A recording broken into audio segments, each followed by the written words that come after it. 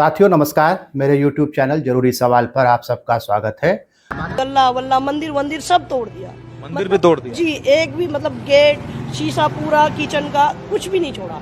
मैं दिन रात जागती हूँ जी, दिन रात जागती हूँ। मैं 24 घंटे में मात्र 2 घंटे सोती हूँ। मैंने सब कुछ अपने हाथों से खड़ा किया हुआ है, सब बर्बाद कर दिया। अब मुझे जीरो से शुरुआत करनी पड़ी। 3 साल से मेरा काम टूटा हुआ है, मैं फिर भी दिन रात मेहनत कर रही हूँ। अब पता नहीं कौन सी करनी का फन मेरे सामने आ रहा है, मुझे समझ में नहीं आ रहा। अभी आपने जिन्हें रोते हुए देखा वे बाबा बालकनाथ ढाबे की मालकिन साधना पवार हैं। उनका ढाबा मुजफ्फरनगर में है। वे खुद मुख्तार हैं, मेहनती हैं। कई सालों तक दिन रात एक करके उन्होंने अपने ढाबे को एक मुकाम तक पहुंचाया था, लेकिन कांवड़िए रूपी गुंडों ने उनकी मेहनत को मिट्टी में मिला दिया। क्या इस तरह के गुंडों के परिवार वाले इनको गुंडाई करते देखकर नाराज होंगे, या उन्होंने इन्हें बड़ा करके लोगों की मेहनत पर पानी फेरने के लिए छोड़ रखा है? जुलाई की 7-8 तारीख को कांवड़ियों के रूप में गुंडे साधना पवार के ढाबे पर खाना खाने के लिए आए और उन गुंडों ने उनके ढाबे को पूरी तरह से तोड़ दिया। वे गुंडे साधना पवार के ढाबे से पैसे भी लूट कर ले गए। उन गुंडों ने ढाबे में काम करने वालों को भी पीटा। उन्होंने बीच बचाव कर रहे एक कर्मचारी के पैर पर इतनी लाठियां मारी कि उनका एक पांव टूट गया। वो कर्मचारी अपना इलाज करवा रहा है। इस घटना के 2 पक्ष सामने आए हैं। कांवड़िए रूपी गुंडों का कहना है कि उनमें से किसी एक के खाने में प्याज आ गया था, लेकिन ढाबे वालों का कहना है कि बहस खाने के बिल को लेकर शुरू हुई थी। पुलिस का कहना है कि उन्होंने दोनों पक्षों को शांत करवाया और दोनों पक्ष अपने अपने रास्ते लग गए। पता नहीं अभी तक पुलिस ने कितने गुंडों की पहचान कर ली है। पुलिस ने उन गुंडों के खिलाफ एफआईआर तो दर्ज की है, लेकिन अभी तक किसी की गिरफ्तारी नहीं हुई है। पिछले अनेक सालों से कांवड़ के नाम पर सड़कों पर गुंडागर्दी होती आ रही है। क्या भारत की कानून व्यवस्था के लिए जिम्मेदार लोगों में इन गुंडों से निपटने की समझ और साहस नहीं है?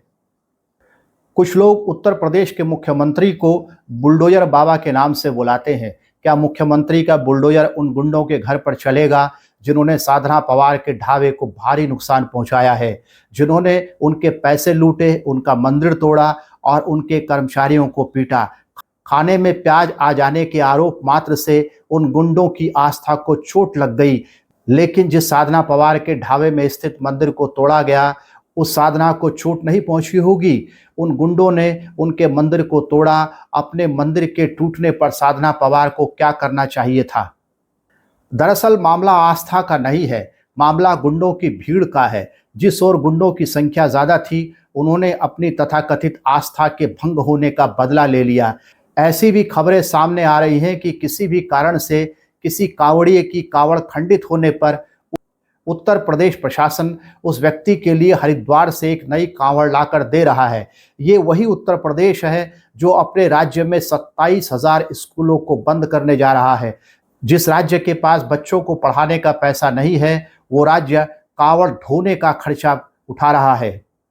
भारत के संविधान का अनुच्छेद 25 प्रत्येक व्यक्ति को अपनी आस्था को मानने और उसका प्रसार करने का अधिकार देता है। किसी व्यक्ति की आस्था इस बात में हो सकती है कि ईश्वर नाम की संकल्पना ही झूठ है। अनुच्छेद 25 उस व्यक्ति की आस्था की भी रक्षा करता है, क्योंकि वो उस व्यक्ति की आस्था है। लेकिन अनुच्छेद 25 के तहत संविधान में मिले धर्म के अधिकार का उपयोग उसी स्थिति में किया जा सकता है जब उस अधिकार का उपयोग करने से जन स्वास्थ्य, पब्लिक ऑर्डर और संवैधानिक नैतिकता को नुकसान न पहुंच रहा हो। इस बात को ठीक से समझने के लिए अनुच्छेद 25 को समझिए। आपको अपनी स्क्रीन पर यह अनुच्छेद दिख रहा होगा। भारत का संविधान कहता है कि हर व्यक्ति को धार्मिक स्वतंत्रता है, लेकिन यह आज़ादी उन्हें 4 शर्तों को पूरा करने के साथ ही मिल सकती है। वे शर्तें हैं: पब्लिक ऑर्डर का पालन करना, स्वास्थ्य के नियमों का पालन करना, संवैधानिक नैतिकताओं का पालन करना और उन सभी बातों का पालन करना जो भारत के संविधान के उस भाग में लिखी हुई हैं जिसमें मौलिक अधिकार दिए हुए हैं। यह बात सबको पता है कि अनेक कांवड़ यात्रियों के द्वारा पब्लिक ऑर्डर को भारी नुकसान पहुंचाया जाता है। यह बात भी सबको पता है कि अनेक कांवड़ यात्री अन्य नागरिकों के मौलिक अधिकारों का हनन करते हैं। यह बात भी सबको पता है कि अनेक कांवड़ यात्री संवैधानिक नैतिकताओं के खिलाफ काम करते हैं। यह देखा गया है कि कांवड़ यात्री अक्सर किसी भी ट्रैफिक नियम का पालन नहीं करते। वे अन्य नागरिकों के चलने फिरने और काम करने के अधिकारों को भी बाधित करते हैं। कांवड़ यात्रियों के अनेक झुंड सार्वजनिक और निजी संपत्ति को नुकसान पहुंचाते हैं। ये सभी गतिविधियां भारत के संविधान के आर्टिकल 25 के खिलाफ हैं। इस तरह की गैर संवैधानिक गतिविधियां करते हुए कांवड़ यात्रियों को भारत के संविधान के आर्टिकल 25 के तहत धर्म की स्वतंत्रता का अधिकार नहीं मिला हुआ है। अनेक कांवड़ यात्रियों की गुंडई देखकर एक सवाल उठता है। सवाल ये है कि जिन कांवड़ यात्रियों की आस्था प्यास से भ्रष्ट हो जाती है, उनकी आस्था चोरी करने से भ्रष्ट नहीं होती, जैसा कि उन्होंने उस ढाबे में किया। उनकी आस्था किसी की मेहनत की कमाई से जोड़े गए सामान को तोड़ने से भी भ्रष्ट नहीं होती। ऐसे कांवड़ यात्रियों की आस्था सरे राह गंदी गंदी गालियां देकर चलने से भी भ्रष्ट नहीं होती।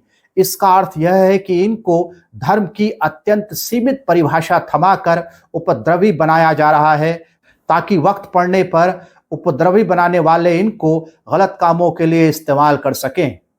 रेड माइक नाम के यूट्यूब चैनल के लिए पत्रकार सौरभ शुक्ला की रिपोर्ट बताती है कि साधना पवार के ढाबे में तोड़फोड़ के दौरान कांवड़ यात्री रूपी गुंडों के हाथ जो भी सामान लगा वे उसे उठाकर ले गए। उन्होंने फ्रिज में रखी कोल्ड ड्रिंक्स और पानी की सारी बोतलें लूट ली। लूटने के काम में तो कोई धार्मिकता नहीं हो सकती। क्या धर्म की आड़ में चोरी, लूटपाट और हिंसा करना आर्टिकल 25 के अंतर्गत मिला हुआ अधिकार है? जाहिर है कि ऐसा कोई भी अधिकार आर्टिकल 25 के तहत किसी को भी नहीं मिला हुआ है। आपको इंटरनेट पर अनेक वीडियो मिल जाएंगे जिनमें कई कांवड़ यात्री भारत के नागरिकों को गालियां बकते दिख जाएंगे। इनमें से कई बच्चों और महिलाओं के सामने गालियां बकते दिख जाएंगे। ऐसा ही एक वीडियो हरिद्वार से सामने आया है। मुस्लिम परिवार को कांवड़ियों द्वारा बेरहमी से पीटे जाने के इस मंजर ने हर किसी के रोंगटे खड़े कर दिए। मुस्लिमों के साथ मारपिटाई का ये वीडियो उत्तराखंड से सामने आया है, जहां लगातार चल रही कांवड़ यात्रा इन दिनों किसी न किसी वजह से सुर्खियों में बनी हुई है। कांवड़ यात्रा के दौरान लगातार ऐसे मामले सामने आ रहे हैं जहां धर्म के आधार पर लोगों को निशाना बनाया जा रहा है। कभी उनके साथ मारपीट की जा रही है तो कभी उनके कपड़े उतारकर उनका धर्म चेक किया जा रहा है। कांवड़ यात्रा के हालात ऐसे हो गए हैं जैसे ये कोई धार्मिक पर्व नहीं बल्कि धर्म भेदभाव की जंग हो। ऐसा ही एक और ये मामला सामने आया है उत्तराखंड से, जहां कांवड़ियों द्वारा एक मुस्लिम परिवार को पूरी तरह से पीटा गया। गाड़ी में छोटे छोटे बच्चे और महिलाएं भी सवार थी। कांवड़ियों ने कार सवार मुस्लिम औरतों के साथ भी बदतमीजी की और उन पर हमला किया। क्या बच्चों को आतंकित करना एक धार्मिक काम है, जैसा कि उस वीडियो में दिख रहा है जो आपको अभी दिखाया गया? क्या गालियां बकना इनकी धर्म की परिभाषा में आता है? क्या कांवड़ यात्रियों को गालियां बकने की आज़ादी धार्मिक आज़ादी के साथ नत्थी होकर मिली हुई है? इसलिए ये बातें पहले भी कही जा चुकी है कि अनेक कांवड़ यात्री संवैधानिक नैतिकता का उल्लंघन करते हैं। अब एक ऐसे कानून की बात करते हैं जिसका उल्लंघन कांवड़ यात्रा के दौरान बार बार होता है, और वो है ध्वनि प्रदूषण को रोकने से संबंधित कानून। भारत में ध्वनि प्रदूषण को रोकने से संबंधित the noise pollution regulation and control rules 2000 लागू है। अनेक कांवड़ यात्री भारत के इस कानून का उल्लंघन करते हैं। वे बहुत हाई वॉल्यूम पर साउंड सिस्टम्स को चलाकर जन स्वास्थ्य को हानि पहुंचाते हैं।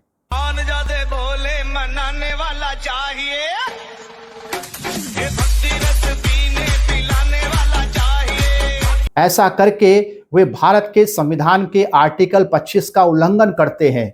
अनुच्छेद 25 प्रत्येक नागरिक को अपनी आस्था को मानने का अधिकार देता है, लेकिन इस शर्त के साथ कि उससे किसी के स्वास्थ्य को हानि नहीं पहुंचे।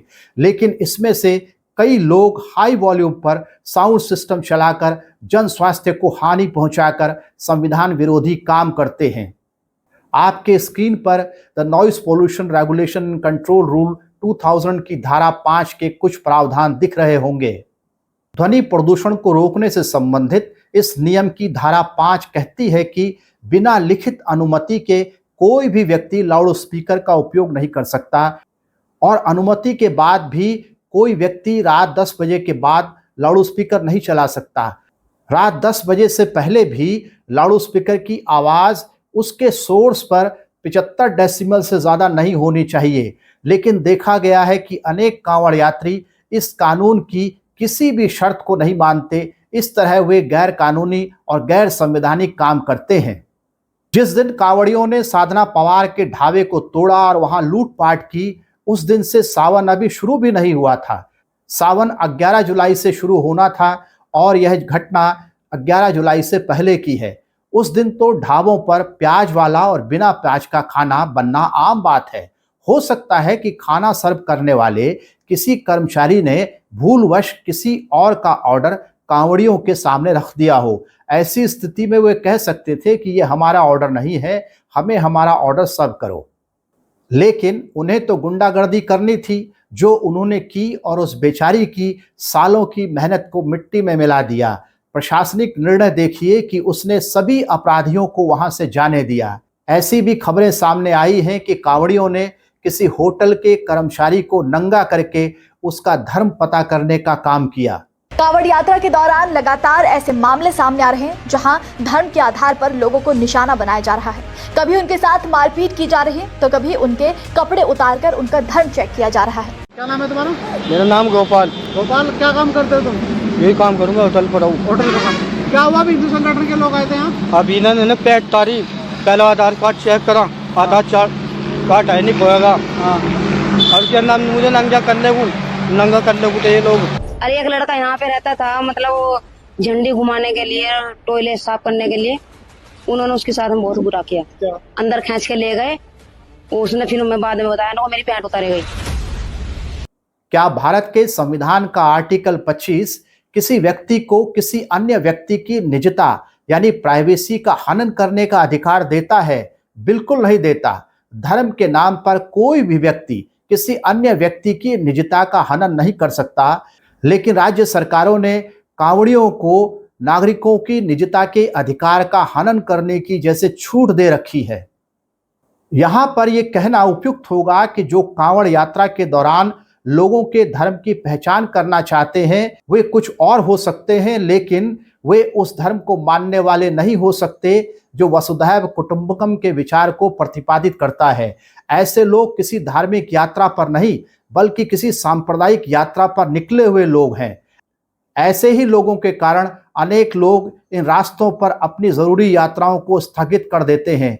अनेक व्यापारी इन रास्तों पर से अपने माल की आवाजाही रोककर कांवड़ के खत्म होने का इंतजार करते हैं, क्योंकि उन्हें डर होता है कि कांवड़िए कभी भी उनके माल को नुकसान पहुंचा सकते हैं। ऐसे लोगों के कारण अलग अलग व्यक्तियों और राज्य को कितना नुकसान होता होगा, उसका आकलन किया जाना चाहिए। किसी भी धार्मिक यात्रा को आध्यात्मिक उत्थान के लिए होना चाहिए, लेकिन वर्तमान में कांवड़ यात्रा आतंकित करने और सांप्रदायिकता फैलाने का जरिया बन गई है। धार्मिक लाभ कमाना चाहने वाले कांवड़ यात्रियों को कांवड़ की आड़ में सांप्रदायिकता और गुंडई करने वालों से बचना चाहिए और प्रशासन को चाहिए कि वो सांप्रदायिक और गुंडे लोगों के खिलाफ उपयुक्त कार्रवाई करे ताकि रूल ऑफ लॉ कायम किया जा सके। किसी भी लोकतंत्र के लिए रूल ऑफ लॉ कायम करना जरूरी है। कल 11 जुलाई को सावन शुरू हुआ है।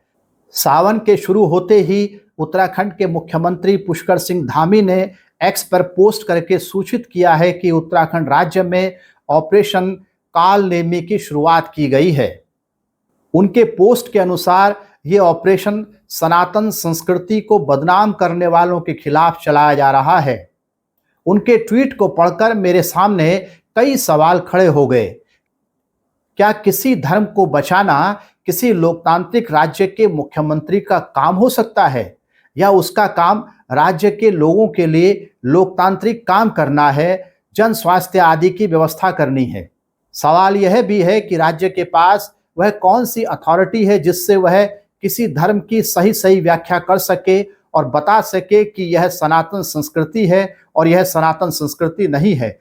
भारत के किसी राज्य के पास लोकतंत्र तथा कानून और व्यवस्था को समझने की अथॉरिटी तो है, लेकिन उसके पास धर्म को समझने की अथॉरिटी बिल्कुल नहीं है। धर्म की व्याख्या करना राज्य के अधिकार क्षेत्र में आता ही नहीं है। इसलिए मुख्यमंत्री का यह कहना कि सनातन संस्कृति को बदनाम करने वालों के खिलाफ कार्रवाई शुरू कर रहे हैं उचित नहीं जान पड़ता। उनके ट्वीट से उभरने वाला एक और सवाल यह है कि जो कांवड़िए हरिद्वार और उत्तराखंड के अलग अलग शहरों में तोड़फोड़ और गुंडागर्दी कर रहे हैं, क्या मुख्यमंत्री उन्हें सनातन संस्कृति को बदनाम करने वाला मानेंगे और उनके खिलाफ सख्त कार्रवाई करने के आदेश देंगे? उत्तराखंड राज्य में भी कांवड़ के नाम पर गुंडों के हौसले जिस तरह से बुलंद हैं, उससे तो ऐसा नहीं लग रहा है कि मुख्यमंत्री कांवड़ के नाम पर गुंडई करने वालों को सनातन संस्कृति को बदनाम करने वाला मान रहे हैं और उनके खिलाफ सख्त कार्रवाई करने वाले हैं। मुख्यमंत्री को याद रखना चाहिए कि किसी राज्य का काम किसी भी धार्मिक संस्कृति की रक्षा करना नहीं है, बल्कि उसका काम संवैधानिक संस्कृति की रक्षा करना है। उत्तराखंड की सड़कों पर कांवड़ियों का आतंक जिस तरह से पसरा हुआ है, उससे तो ऐसा नहीं लगता है कि मुख्यमंत्री को संवैधानिक संस्कृति की रक्षा की चिंता है। नमस्कार, मैं वीरेंद्र सिंह रावत।